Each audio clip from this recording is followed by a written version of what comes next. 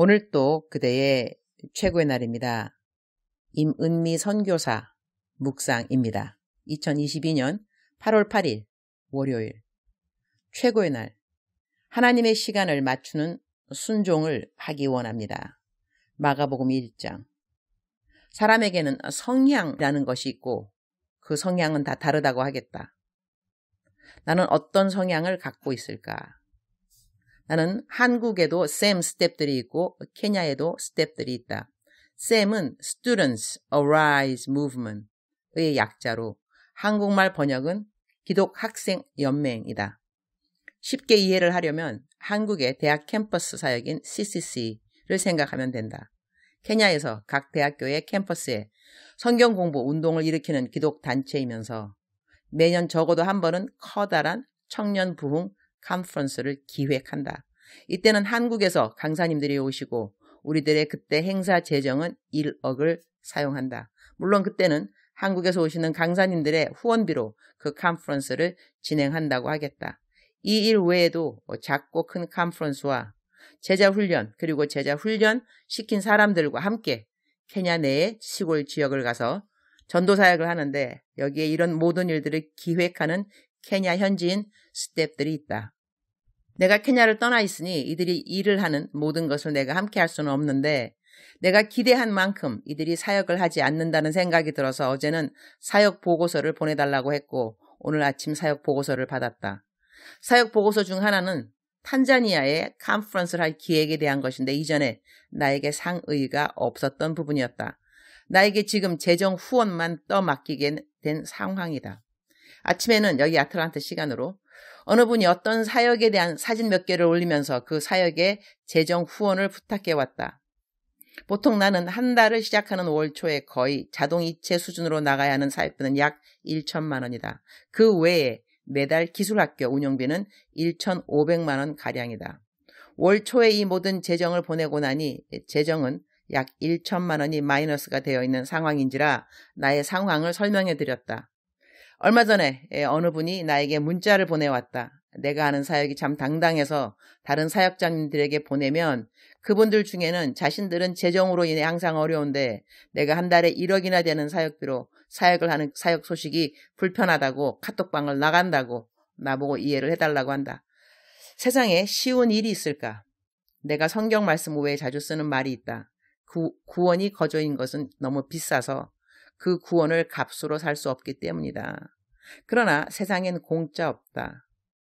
한 달에 1억이라는 헌금으로 이 사역 저 사역을 감당하기까지는 나는 하루 24시간 사역을 할 준비로 살고 있다. 새벽 아무 때라도 기도해달라면 기도해드리고 상담해달라고 하면 시간 되는 한 다 해드리고 짧더라도 답을 필요로 하는 모든 카톡 답해드리고 헌금 들어올 때 감사 인사해야 하는 헌금들은 얼른 감사드리고 때로는 내가 모르는 분, 카톡에 없는 분은 감사 인사 따로 못 드리고 가만히 앉아서 기도만 하고 감사 인사 한 번 안 하고 감사 케이크 한 개 안 보내는데 한 달에 1억 헌금 들어오는 것은 아니다.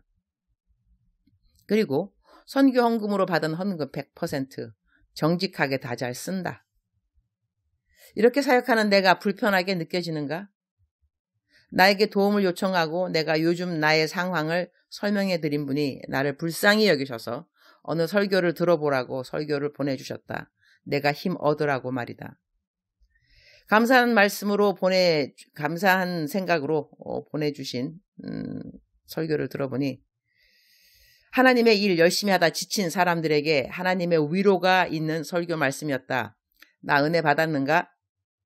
나의 성향이 이럴 때 수고했습니다. 충분합니다. 위로합니다. 이런 것을 선호하는 성향이 아니다.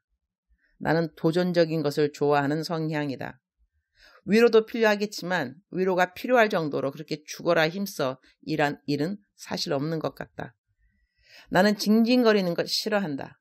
자기 연민 정말 싫어한다. 나는 아틀란타에 와서 허리가 많이 아프다. 주일인데 대면 예배를 못 가고 집에서 비대면 예배로 아픈 허리를 앉았다 일어났다 하면서 예배를 드렸다.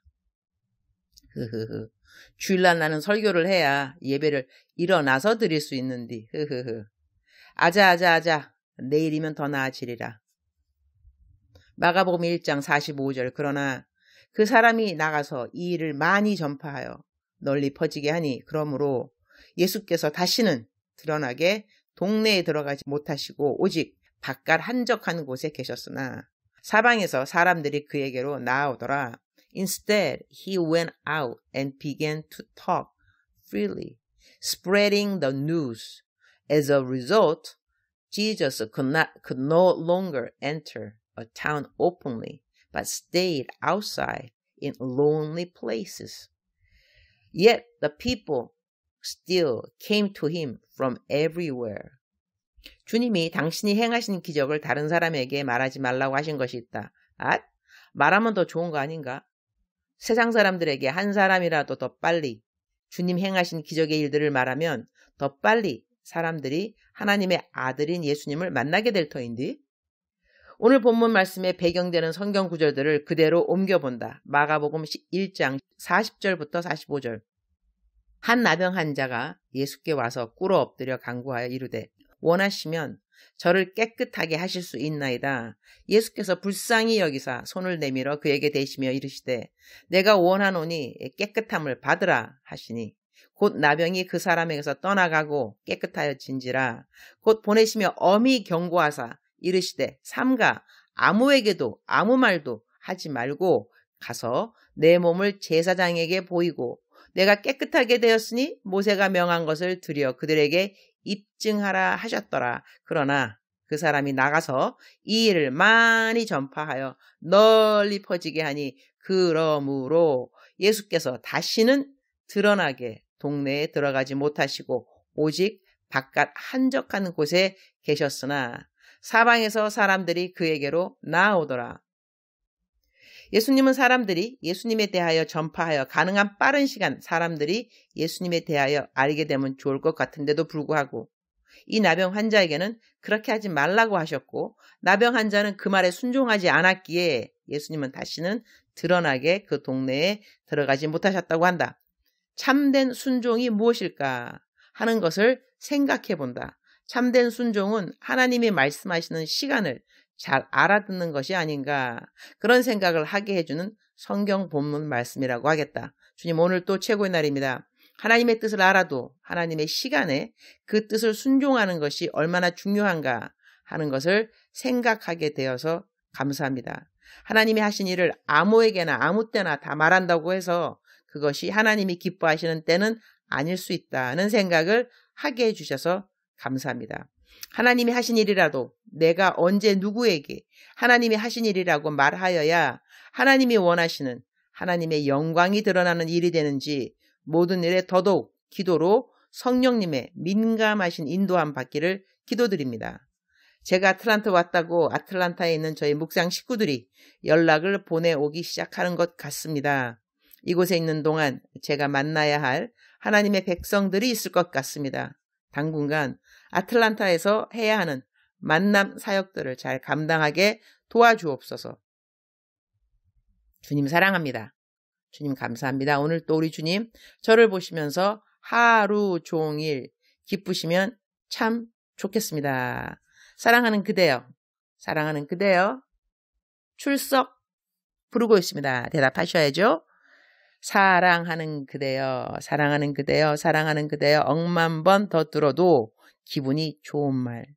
들으면 들을수록 더더욱 힘이 생기는 사랑하는 내 딸아, 사랑하는 내 아들아. 임마누엘 하나님 오늘도 그대와 함께 동행하십니다. 우리들은 매일같이 이런저런 여러 가지 일들을 접하게 되는 것 같습니다. 저도 요즘은 아틀란타 와 있으니 아틀란타에서의 또 삶을 적응하고 있는 중입니다. 내 집이 아니라는 곳, 딸 집이지만 내 집은 아니더라고요. 크크. 그리고 내가 항상 하던 패턴에서 벗어나서 내가 기도 시간도 그렇고 하여튼 여러 가지가 지금은 적응이 필요한 그때인데요. 내가 어떤 곳을 가더라도 어떤 상황에 있더라도 항상 감사하고 또 감사한 것은 동일한 하나님의 임재하심이라고 생각됩니다. 하나님의 임재하심, 임마누엘 하나님 즉슨 나는 너와 함께한다. 나는 너와 함께한다. 어떤 상황에서도 우리는 혼자가 아니라는 것이죠. 하나님 우리 도와주고 계십니다. 힘이 필요한 때는 힘을 주시고 위로가 필요한 때는 위로를 주시고 우리 하나님께서는 우리가 무엇이 필요한지 가장 완전하게 아시는 분이라고 하겠습니다. 사랑하는 그대여, 사랑하는 그대여, 오늘 또 힘하자. 자기 연민이라든가 그다음에 자기 비하 그리고 남들하고 비교하는 것은요.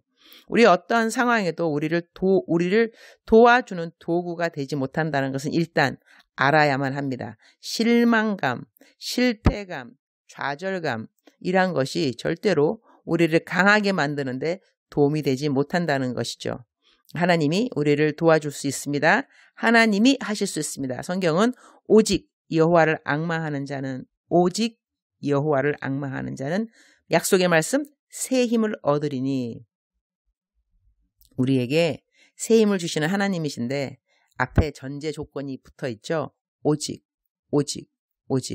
하나님 한 분만을 앙망할 때 새 힘이 생기는 거지. 하나님도 앙망하고 이웃도 앙망하고 재산도 앙망하고 이것저것 다 바라고 이러면서 하나님도 앙망하고 바라보고 이런다면 새 힘을 주시겠다는 그 약속의 말씀은 하나님께서 지키지 않으셔도 괜찮은 것이죠. 왜냐하면 오직 여호와를 앙망하는 자는 새 힘을 얻으리니 했으니 우리가 오직 여호와 하나님 한 분만 바라보게 되는 그 상황 걱정하지 말 것은 새 힘 누가 공급해 주신다? 여호와 하나님 공급해 주신다는 것입니다. 공급해 주실까 마실까 이것이 아니고 내가 아무데도 기대할 데 없고 앙망할 곳 없으면 여호와 하나님 한 분 오직 여호와를 앙망하는 자 새 힘을 얻으리니 독수리의 날개침이 올라가는 것 같은 그러한 새 힘 공급받는다는 것입니다. 사랑하는 그대여 사랑합니다. 사랑하는 그대여 축복합니다. 오늘 또 그대의 최고의 날입니다.